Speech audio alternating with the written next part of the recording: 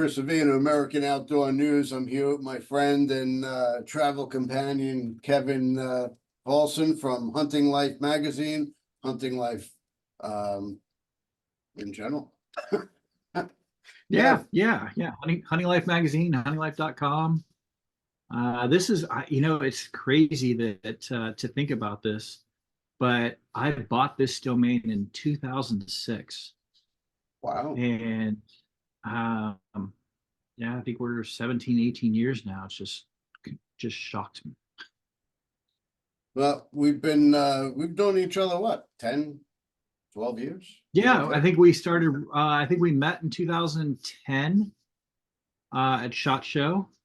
And I think we, interacted prior to that because I remember being on See Me Hunt Yep. and picking up you had stickers, picking those up at the Harrisburg show Oh, that's for right. See Me Hunt.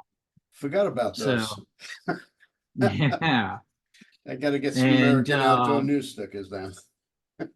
yeah, yeah, you need new ones.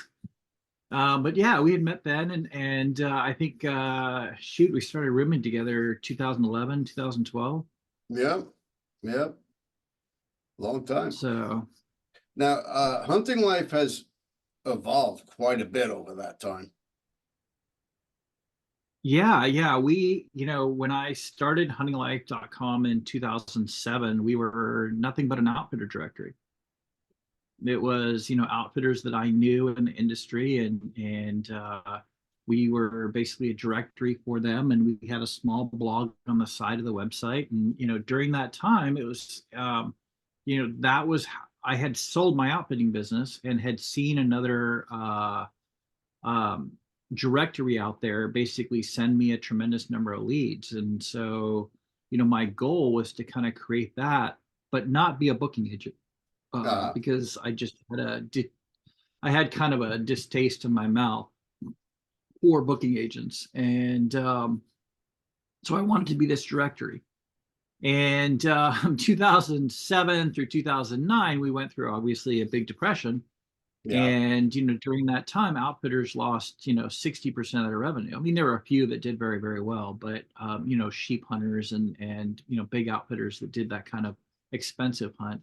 Yeah. But your average elk hunter, elk operation, declined, dramatically. And so I had to kind of pivot Hunting Life because we were just weren't going to survive as just an outfitter directory. And so I turned it into kind of a news site and, began to grow it that way.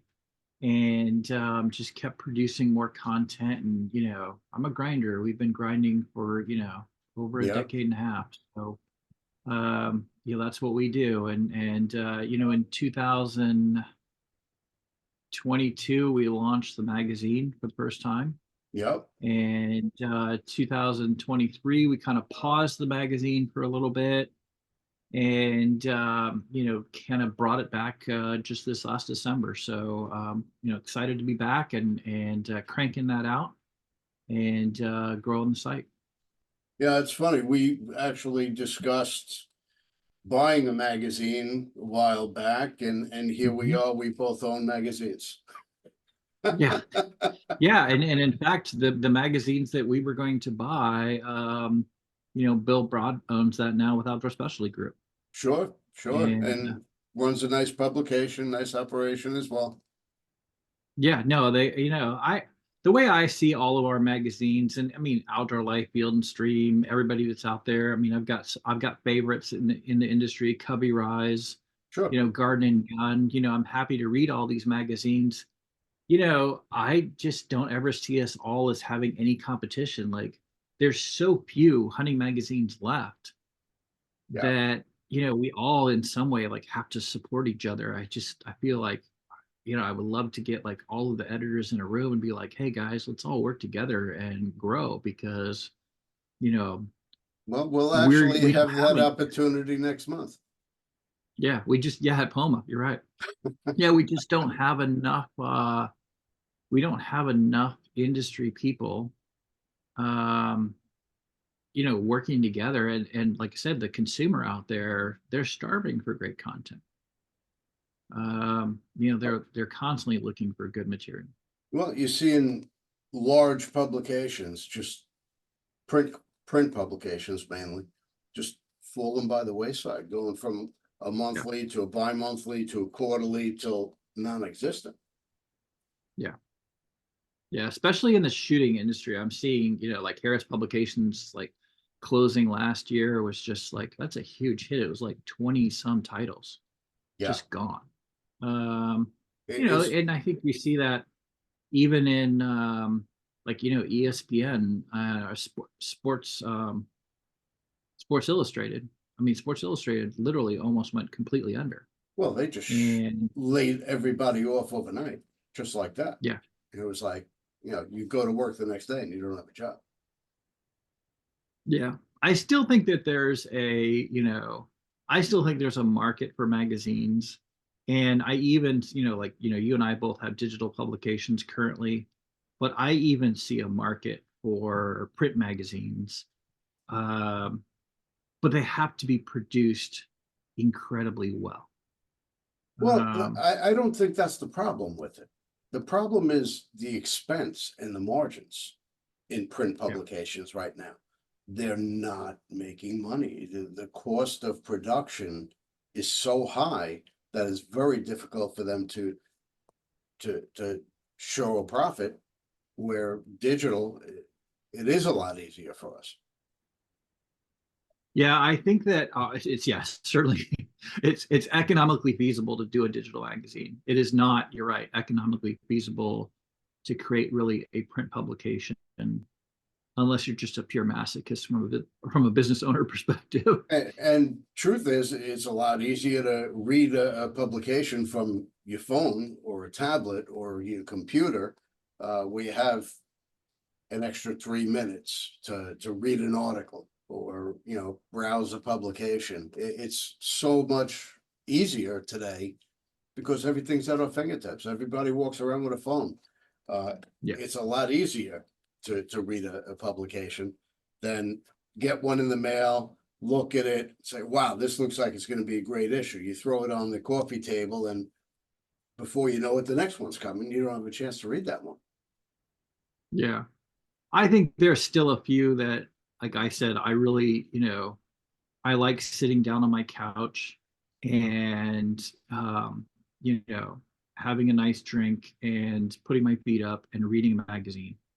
And so there are some select publications out there in the hunting world that I still, pick up, and I'm happy to pay the money to Mhm. get that, to get that magazine in my house versus even if they had a digital version, I think I would still want the print. Yeah. Uh, Now, when but you, I don't think there's many like that. I mean, the problem that, we talked about Field and Stream and Outdoor Life, and I loved those publications like in the 80s and 70s. Mhm. But going into the 90s and the early 2000s, when they started running Viagra ads in the middle of the magazine, and it was like, this mower, and I'm like, why are they running this content? It just became thinner and thinner and less of a quality magazine. And at that moment, I just tuned it out. And Yeah. the times I would read it would be like in the Jiffy Lube when my car's getting, I'm like, yeah, I'll read it there. Yeah. But it just wasn't worth reading anymore. So when you grab a magazine, you plop down on your couch, what are you drinking? Ooh, sometimes bourbon. um, but I'm a very light drinker. So honestly, one one glass, and I'm like, okay, that's pretty much good. Is You it a know, Chad old fashioned? it's yeah, it is actually. I do know how to make a pretty good old fashioned. I have Amarino cherries in my freezer, so in my refrigerator. Um, yeah, I like a good old fashioned, nice and simple. Yeah, well, our friend introduced me to them, and that's been my drink ever since. Unless I'm in a tequila mood. Like, Now, we have the Professional Outdoor Media Association conference coming up in 2 weeks. Yeah, 2 weeks. I And am turkey hunting this week, and then next week I'm spending with my daughter. And then yeah, May 4th I fly out. Actually, my daughter graduates with her master's degree on the 4th. I'm gonna congratulations. attend that. Yeah, I'm gonna attend that first thing in the morning and then go jump on a plane and head to Charlotte. So the last You know, opportunity to buy tickets is Monday, the 22nd. yes. As an outdoor professional, why should people go to the POMA conference? As an outdoor professional, so as a media person in the outdoor professional world, or as a content creator in the outdoor professional world, going to an event like POMA is all about education and networking. Those are the two biggest reasons to attend this conference. It's you're going to learn from the people who are around you. Mhm. You're going to learn from the content sessions that we have set up at this event. But most importantly, you're going to network with people. You're going to be standing around the campfire in the evenings, having a cocktail or having a soda and having conversations and bouncing ideas back and forth between yourself and them and you, and going back and forth and bringing somebody else into that conversation. And that those kinds of conversations are belly to belly opportunities that you're just not going to get anywhere else. Unless you're at like And SHOT Show or something like that. yeah, but you know, when we go to SHOT Show, I mean, there are individuals there like Brandon Butler that like I really want to stand around and have a cocktail with them, or Justin Morrissey. Justin handles the social media for National Shooting Sports Foundation. Uh-huh. At SHOT Show, I never get to see him. I Yeah. mean, I literally did get to see him, Friday at 1 o'clock in the press room. And, we got to see each other for, all of 4 minutes. Yeah. But I don't get to have a cocktail with him. I don't get to go on a walk with him.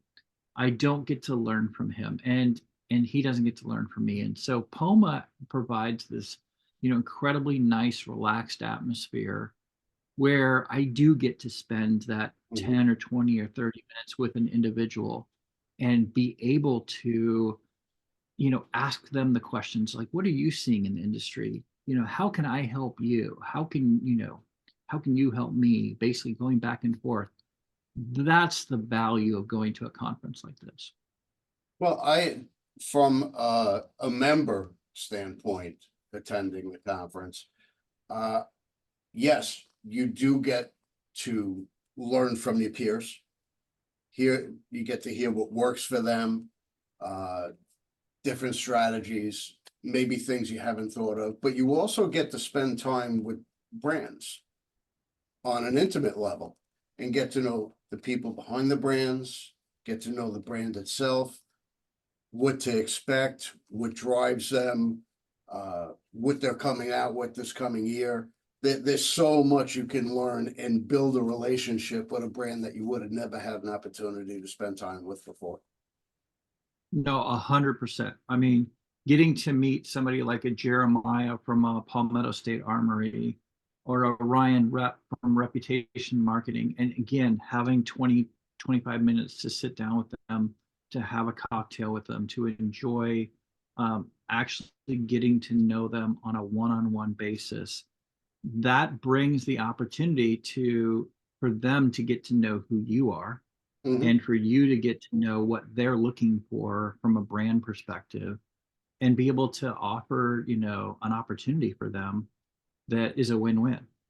Yep. And that's how I, have landed a lot of my advertisers, was, having those, I call it belly to belly opportunities, where you're able to stand, right next to each other and face each other and have a conversation and get to know each other. That's where a relationship is created. Yep. And so there's incredible value in that conference. And I think this conference in particular, in South Carolina, there's a lot more activities, a lot Mhm. more sessions, where it's more beneficial uh, than some of the conferences in the past. Yeah, I hope so. I mean, I'm excited about the field trips on Monday. I'm excited about the range day on Tuesday. I'm excited about the content creation sessions throughout the entire conference. Of course, I'm excited about the dinners and the auction and everything that goes along with that. Yep. Anytime I can spend time with, my peers in this industry, it has been a win for me. I mean, exponentially. So, I'm really excited about the conference, and I'm really excited about spending the time with the people that are out there. Yeah, I think, the smaller shows uh are more beneficial. Than, I mean, don't get me wrong, I enjoy going to SHOT, seeing brands, seeing what's coming out, the excitement and the fast pace of being in Vegas, and I always love steak night. Of course. But the smaller shows and like this, or some of the brands hold their own uh little mini conferences, I find so much more beneficial than going to the big shows. I get a lot of my advertisers and whatnot at SHOT Show, but Yeah, these are relationship building. yeah, no, 100%. And from my perspective, I like the intimate opportunity to sit down at a table with somebody and have a real conversation with them about who they are, what they're looking for, and what I can do for them. And when I have a request later on down the road, an example of that is, Otis has been at, plenty of POMA events, Hmm. over the last decade. And, getting to sit down with Heather for a couple of minutes and learning about what it is she's looking for, learning about what's new coming down the road.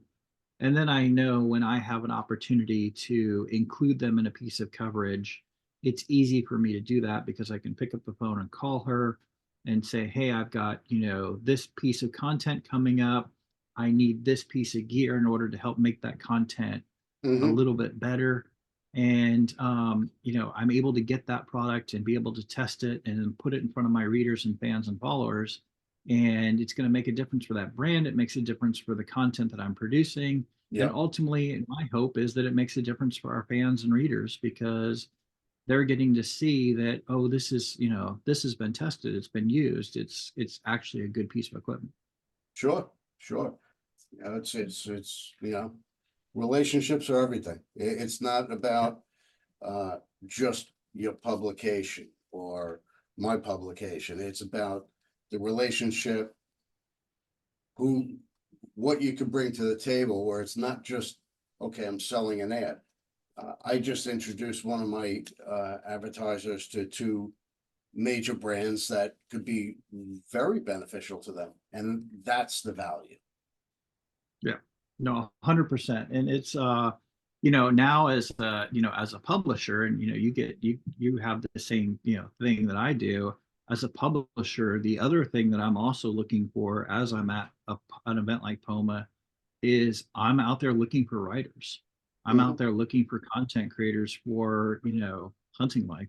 Sure. And so I need to meet with as many media people as I possibly can because I have a magazine to fill. I got, 5 issues in 2025 that I have to fill with content.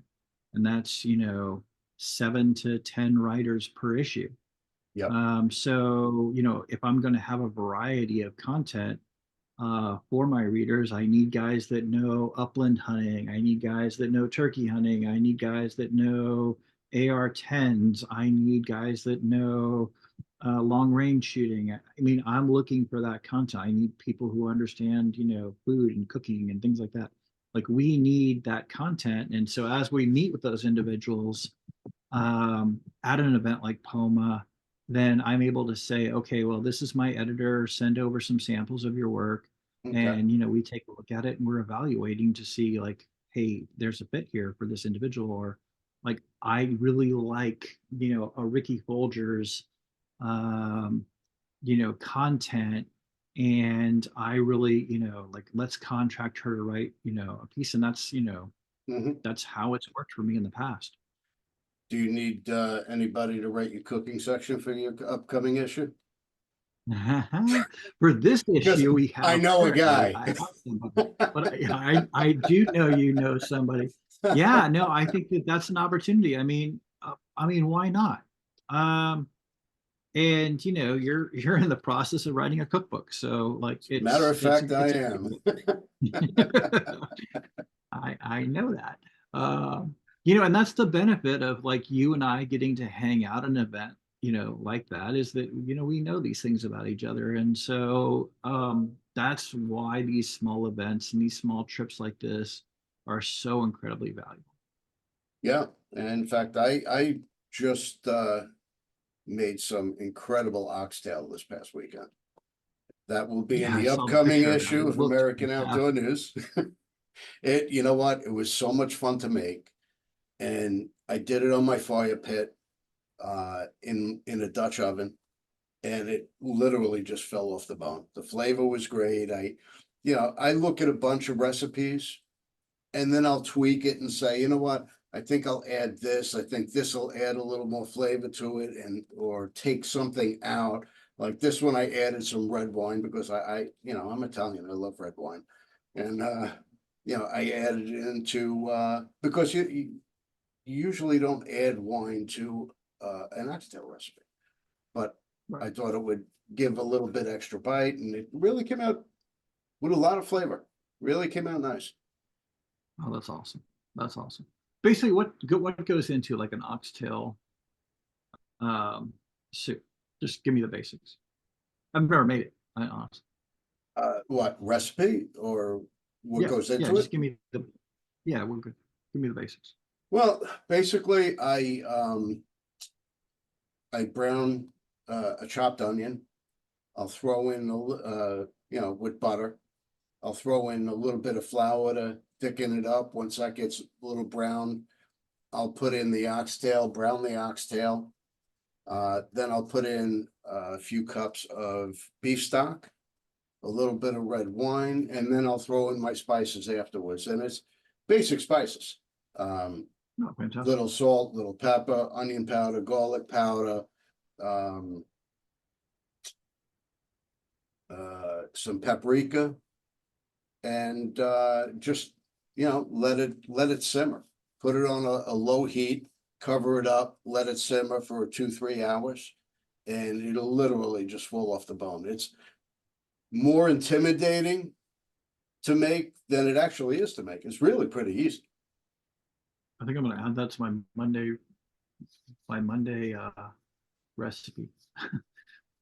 I plan all my meals out a week in advance. So like, that way when we go to the grocery store on Sunday morning and we get all the food that we need for our entire week. And so yeah, I think I'm gonna add that to my Monday's recipe. Yeah, I was on a cooking frenzy on Sunday. I did the oxtail on my fire pit. I smoked a brisket on my smoker. I did a chicken on the fire pit, and I smoked some salmon. So Oh, that fantastic. was my week's dinner. So we need you to come down to Palma and cook. I could do that. I could do that. Well, you're gonna shoot a turkey this weekend, so why don't you bring it down to Poma and I'll cook it at the event. I would like that. We actually have a really, really good chef that's going to be cooking for us and actually doing some cooking demonstrations as one of the content sessions. I'm super excited about that. Nice. And but yeah, we need to find an opportunity where what you and I haven't hunted together. We room together. We go to all these industry events together. We have steak night at some of the best restaurants in every city that we go to. Yep, But we have not really spent time just around a campfire throwing down with food. that's true. We need to make that happen. Well, Yeah, we need to make that happen. So I am gonna be sponsoring a North Carolina trip, hunting trip this fall. So let's make it happen. hey, maybe that could be a good opportunity. I like that. I That's not like a that. Tell me a little about the hunt. It's gonna be either muzzleloader or crossbow. In North Carolina, Virginia border. It's about an hour in from Virginia. Nice. It'll be a 3-day hunt. And in and out. North Carolina, you can kill 2 bucks, 2 doe. It'll be a nice Yeah, day. nice over-the-counter tags. Yes. Love North Carolina. Virginia's that same way, and I do miss hunting the East Coast. So, hunting out here, we don't have trees. Yeah. It's true. I mean, I hunt on a ranch that's 6,000 acres, and we've got some whitetail on the property, and we have a lot of mule deer on the property. And although the mule deer numbers are declining right this moment, scares the crap out of me. But that being said, it's just there's no trees. You need to There's invest not in a a ghillie suit. tree. Yeah, it's a lot of spot and stock, and luckily the ranch has a lot of topography. We've got rolling hills and canyons and things like that, and so you just learn to hunt a different way. Yeah. It's a lot of fun in and of its own right. So, And when I'm hunting, I hunt with Elijah, and his father owns the ranch that we hunt on, and it's all open to public land. It's a public access. We have a small section that's blocked off specifically for Elijah to hunt in, and that the public cannot go on, and he's the only young man that can hunt on it. But then we still hunt the rest of the ranch, and we're out there hunting with the public. And But having hunted it for over a decade now, when the public pressure begins to kind of ramp up, I know where the deer are going to go. yeah, they're So going to the I'm low able to pressure put, areas right by you. yep, able to put the myself and or Elijah in places where they're the escape routes for the deer. And so this last couple of years, I've really been going just pure hard on electric bikes, because I'm able to use these electric bikes to get quietly into places that are 3-4 miles off the road. And it just puts me in an advantage that most people just don't have. They have no idea. You're not working up a sweat hiking in there with all your gear. No, and it's my November firearm season. It's just always cold. It's Nebraska. It's going to be cold. It's going to be windy. Occasionally it's warm, but it's pretty rare. But when it's cold, like the last thing you want to do is break a sweat, Yep. uh, because it just makes your entire day miserable. And so, like I said, utilizing these e-bikes, I'm still pedaling to get in, but it gets me far enough back in a quiet way without leaving a scent trail Yeah. that I can take a quiet cat and get it all the way back in there.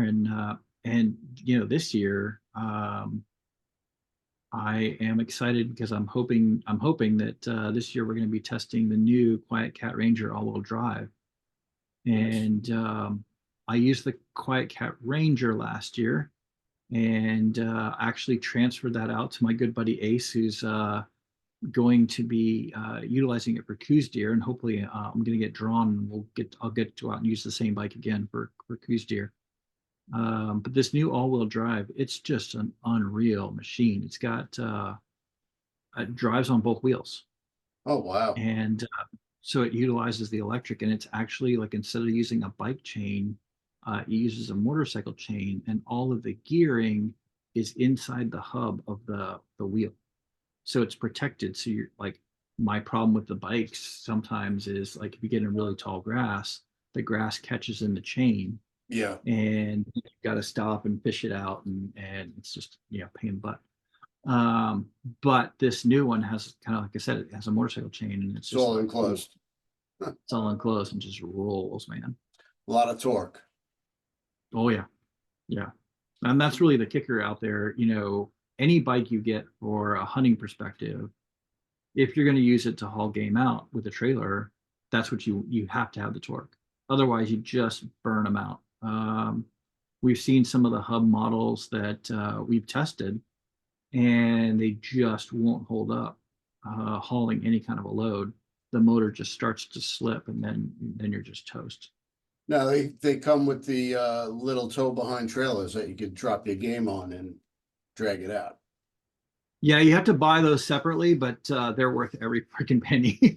Absolutely. You know, the first time I ever used one of these was probably 7 years ago, and I had the bike in the trailer, and I threw my blind onto the trailer and rode out.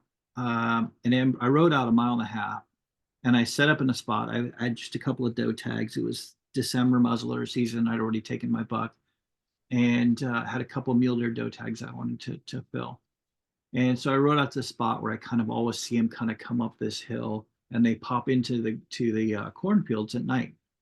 And so I set up there, popped the blind up, just laid the bike down on the side. And 45 minutes later, boom, this set of does comes up, and I had muzzleloader with me and dropped the deer 18 yards from the blind. I mean, mule deer does just don't recognize a hunting blind at all, really. Yeah. They're just not you. Nobody hunts mule deer with a hunting blind, but when you do, it's so incredibly effective because they just walk right by it. They have no like fear of it. They don't know what it is. They're not as wary as a whitetail. Yeah. And so this doe she just walked right by me. Drop her. I basically am able to gut her out, put her right in the cart. I took the blind and just strapped it to the back frame on the bike and rode all the way back out to my vehicle. I had Awesome. everything done. I was back before it was dark. My buddies were like, "What happened?" I'm like, "I mean, what do you mean what happened? I got a deer. It's all done." They're like, "Well, we saw you come back to the truck, but we didn't know they didn't see the deer on the trailer. They just saw me go by, and I'd kind of gone by around them, and they were down in the canyon, and they kind of looked up and saw me, right on by, and they just thought that I'd given up hunting." And I was like, "No, I'm already tagged out." Yeah, you don't give up. No, no, not my nature. So yeah, it was just like, to me, that was just such an eye opener. And then being able to go into whitetail sections and like ride down the trail, and then you kind of get set up in a blind and you can watch backwards. And the deer would walk by the trail where the bike had just gone, and they don't even stop to snip it. Wow. And you're That's like, perfect. "Oh, I know right away that's the game changer," because I'm standing on the pedals when a lot of times when I ride in, I'm biking, or I stand up on the pedals, and I keep my feet out of the grass and just zoom right in. And for me, that is just like you're getting in without creating a scent trail. Or And it's sound. so quiet. Yeah. No sound's gonna get them jumpy and scatter them out of the area. It's that they'll get that before the scent. But Yeah. all right, so where can we find your magazine and Hunting Life? You can find Hunting Life by going to huntinglife.com, and you can go on every social media platform pretty much in existence and search at Hunting Life, and you'll be able to find us. We're on Instagram, we're on Facebook, we're on LinkedIn, we are on Pinterest. We are not on TikTok. I'm on TikTok. But yeah, I would be. I'm not opposed to it. I just haven't made that jump yet. It's another platform to take care of. It's social Yeah, media is a second job. exactly. And right now I got enough jobs, and publisher, website editor, writer, photographer, etc. Any So any plans for a Hunting Life podcast? yeah, people have been asking me that for quite some time, and I've honestly resisted. But I think it's probably going to come. I just, like I said, I've resisted for a little bit. I like podcasts, and I like being on podcasts. I think running one, I'm not opposed to it, but again, that's just one more thing that we have to promote, It's time. and it's time and effort. And I'd like to find almost somewhere, if I, in a perfect world, um, I would like to be the publisher, and I would love to find some young kid that's, better looking than I am and has, a bigger voice, and let them go run the podcast. Well, Um, I started the podcast as a way to cross market the magazine, right. but it really ended up just being another job for me to do every week. And it's, Yeah. it's fun. You get to, you get some good content, get some, good guests on like yourself or, whoever, I've had on, and it creates opportunity. It expands your talking points, and it's just another media to manage. It's another hat, another job. Yeah, no, I agree. That's kind of that's the reason I resisted it, is because I didn't want to create another job for myself. But when I got into this industry, and I was in the process of kind of like, I got in the industry because I owned an outfitting business. And prior to that, I was giving money to wildlife groups, and I went to hunt in Montana, and I went on a hunt, and I met this guy, and then a year later I went out and hunted with him, and then I bought into his business, and then 3-4 years later I sold, after my dad passed away. My heart just wasn't in it at the time, and so I got out of the outfitting business, and I was happy to get out, but I bought huntinglife.com because I kind of wanted to hedge. The one thing that I loved about owning the outfitting business was talking to other hunters, and also Mhm. doing some of the writing that I was doing. And so when I created huntinglife.com, I started writing and blogging, right at that moment. And I really enjoyed that part. And, I'd always kind of like listen to a program on NPR called Fresh Air back in the day. Yeah, And I really, really liked that program because it was just this, 45-minute to an hour long conversation with somebody about who they were as a person. And I loved that. Um, Now I really love the idea of doing that. And I like I said, I would really, really probably enjoy 100% of that. But I also, like, just as much, I enjoy the writing and the finding the other people to do those kinds of things. yep, And like, I there's 100+ podcasts that I could recommend tomorrow that are all pretty good, and they're doing that work right now. Your podcast, for example, I'm constantly recommending people listen to your podcast. Bruce Hutchin, Robbie Kroger from Blood Origins, Meat Eater, and like, I love listening to Ryan Callahan, for Meat Eater. I mean, yep, honestly, like, his voice and um, his connection to the outdoors, it's epic to listen to. Eric Clark with the OKest Hunter, phenomenal. yep. The No Low Ballers podcast with Alan Forkner. I love listening to their interviews, and they did like 50 some interviews at SHOT Show this year. I know. They had a booth set up and it was just nonstop parade of people coming through. It Yeah, was they yeah, have a and I good think that podcast. that's. I expect that I really hope, and I expect to see more brands step up to that. I think that that's a winning model. Like what they did this year with that podcast, that is without question a winning model. Yep, And it brought people specifically to that booth, and it was a win for them. And I think that there are some great brands out there that, if they begin to go towards that model, they will succeed exponentially in our industry. yep, Uh, I got to kind of see I got to see one of the best podcasters in the shooting industry back in the day when John Bartolo was around, and I really miss him. He was exponentially just a great guy, but getting to go into his studio in Vegas and see his setup and how they did things and how they ran things, and to I really just enjoy, like, I still like occasionally will go back and listen to his podcasts, Sure. even though they're all a little dated now. Um, the way in which he ran his podcast was exceptional. Um, Cam Haynes is running a new podcast now that's just top, like, it's very much like a Joe Rogan type, podcast. I Yeah. like Joe Rogan. But I can't listen to a podcast for 2.5 hours.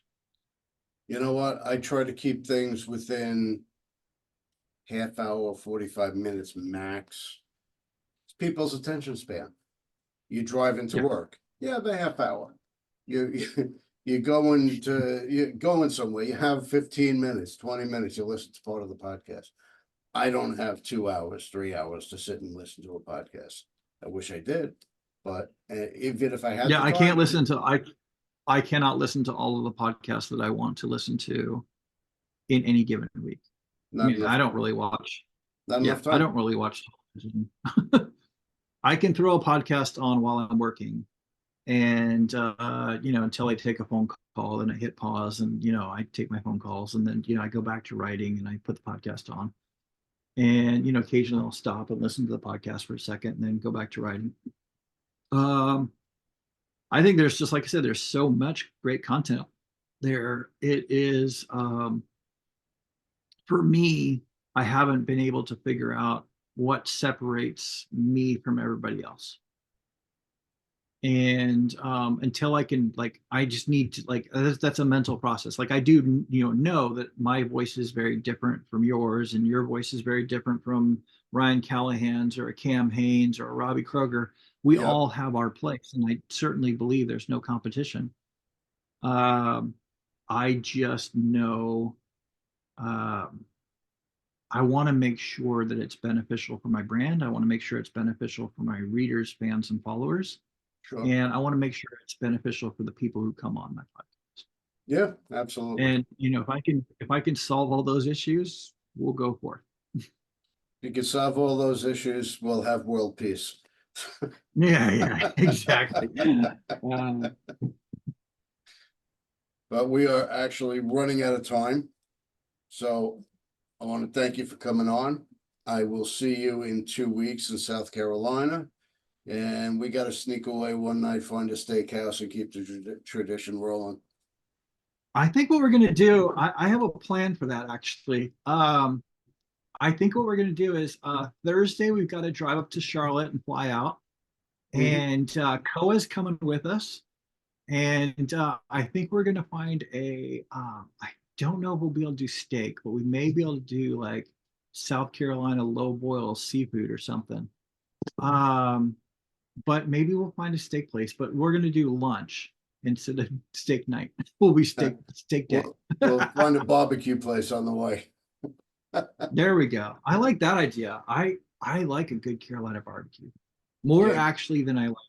I'm gonna, like, being here in the Midwest, I'm supposed to say I like Kansas City barbecue, but I like a Carolina barbecue better than I like a Kansas City barbecue.